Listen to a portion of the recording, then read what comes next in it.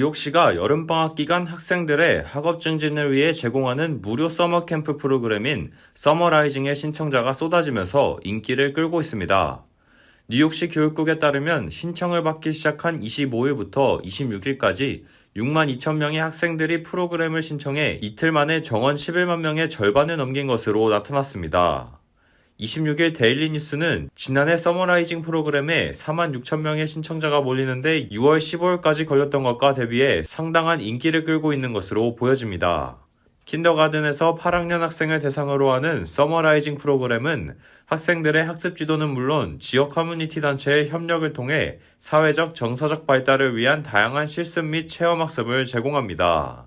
일정은 킨더가든에서 5학년 초등학생은 7월 5일에서 8월 19일 7주 과정이며 6학년에서 8학년 중학교 학생들은 7월 5일에서 8월 12일 6주 과정, 12개월 개별교육 프로그램을 받는 특수교육 학생들은 7월 5일에서 8월 12일 6주간 각각 진행됩니다.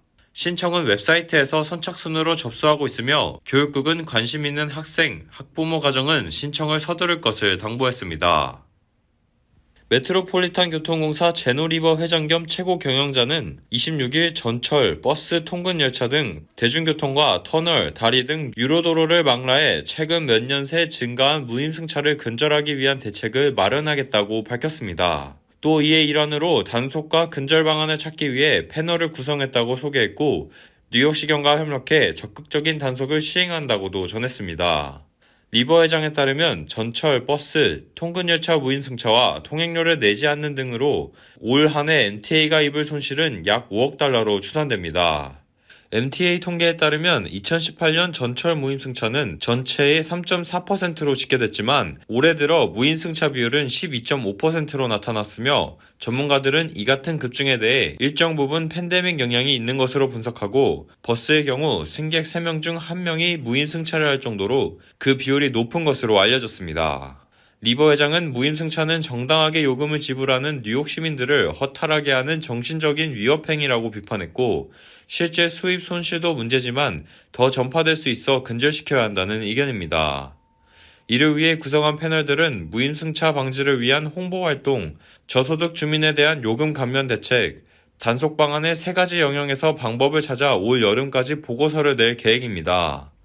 여기에는 쉽게 뛰어넘을 수 있어 무임승차가 쉬운 전철 개찰구 디자인을 검토하는 것도 포함이 되며 데이비드 뱅크스 뉴욕시 교육국장, 조앤유 아시안 아메리칸 연맹 회장 등이 패널에 임명됐습니다.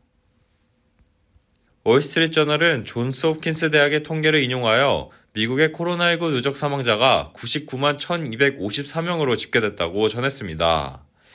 미국 인구가 3억 3천만 명인 것을 감안하면 약 330명당 1명꼴인 것으로 보여집니다. 세계적 통계 사이트인 월드오미터는 이미 100만 명이 넘어선 것으로 보고 있으며 월드오미터에 따르면 지금까지 미국의 누적 사망자는 101만 8,582명입니다. 전 세계 사망자는 현재 624만 5,628명으로 미국이 100만 명을 돌파해 가장 많고 이어 브라질, 인도, 러시아, 멕시코 순으로 뒤를 이었습니다. 누적 확진자 수도 미국이 압도적 1위로 누적됐으며 확진자 수는 8,273만 3,863명을 기록했습니다.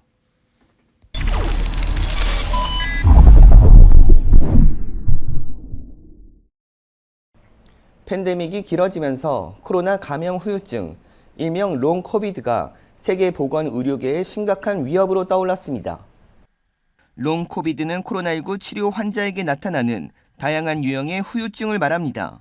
환자들을 대상으로 조사한 결과 10명 가운데 6명은 피로나 호흡곤란, 수면 장애 등의 후유증이 최소 1년이나 계속됐습니다. 특히 감염에 따른 증상이 심할수록 후유증도 오래 나타났는데 외래로 치료받은 증상이 약했던 환자는 롱 코비드 발생 비율이 1%였지만 중환자실 치료를 받은 경우엔 32%가 롱 코비드를 겪었습니다. 롱 코비드 환자의 외래 진료 비율은 최소 감염 1년 정도가 지났을 때 급격히 높아졌는데 이는 의료계에 롱 코비드 부담이 심각한 수준으로 커질 수 있음을 시사하는 것이라고 전문가들은 우려했습니다.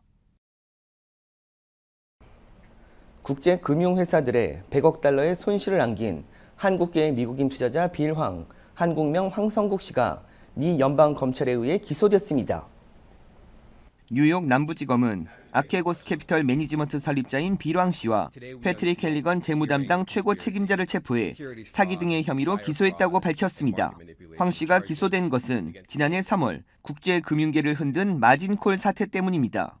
아케고스 캐피털은 파생상품 거래 계약을 통해 보유 자산의 5배가 넘는 500억 달러 상당을 주식에 투자했습니다. 그러나 자금을 빌려 투자한 주식이 급락하면서 증거금을 추가로 납부해야 하는 마진콜 상황이 발생했고 국제금융회사들은 100억 달러의 피해를 입었습니다. 이에 대해 검찰은 황 씨 등이 금융회사를 속여 거액을 빌렸고 이를 자신들이 보유 중인 주식에 투자함으로 주가를 조작했다고 주장했습니다. This was not business as usual or some sophisticated strategy. It was fraud. 검찰의 기소 내용이 법원에서 받아들여질 경우 황 씨 등은 최대 20년형을 받을 수도 있습니다. 이에 황 씨는 이날 법원에서 검찰의 기소는 부당하다며 무죄를 주장했습니다. 황 씨의 변호사는 의뢰인은 어떠한 잘못도 하지 않았다며 검찰이 주장하는 범죄의 증거도 존재하지 않는다고 밝혔습니다. 법원은 오늘 황 씨에게 보석을 허가했습니다. 보석 보증금으로 1억 달러가 책정됐습니다. 미국 내 아시아 태평양계 역사 문화를 보존하기 위한 국립박물관 건립이 연방 차원에서 추진되고 있습니다. 하원에서 건립위원회를 신설하는 법안이 통과됐습니다. 윤범수 기자가 보도합니다. 2020년 기준 미국 내 아태계 인구는 모두 2,400만 명. 지난 2010년 이후 20%가 증가하면서 소수계 민족 가운데 가장 빠른 속도로 늘어나고 있습니다. 내년 120주년을 맞는 미주 한인 이민 역사에 더해 중국계 이민자들의 이민 역사도 200년이 넘었지만 아직 커뮤니티에 대한 미국 내 인식은 상대적으로 낮습니다.